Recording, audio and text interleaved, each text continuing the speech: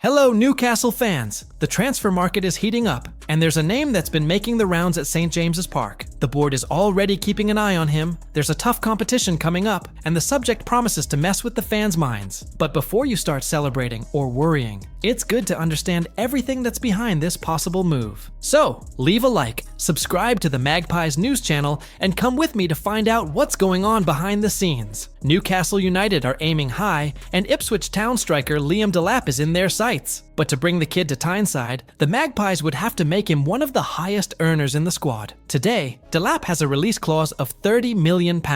It was reduced from 40 after Ipswich were relegated. And note, this relegation was sealed at St. James's Park in a 3-0 victory. Of this amount, 20% will go straight to Manchester City, the club that revealed the youngster. And to complicate matters, the salary requested is between £120,000 and £150,000 per week. For comparison, that's what names like Bruno Guimaraes and Gordon receive. The competition is tough. Chelsea, Manchester United, Tottenham, and even City, which has a buyback clause, are keeping an eye on him. But Newcastle have already been keeping a close eye on him. Paul Mitchell, the club's sporting director, has been watching the player from the stands. Delap is only 22 years old, has scored 12 goals this season, and has finally broken double digits in one campaign. And the best part, he has appeared in big games. He scored against Chelsea, Spurs, Aston Villa, and made the difference away against Bournemouth. Ipswich coach Kieran McKenna spoke out without fear. He believes Delap can play for the biggest clubs in the world.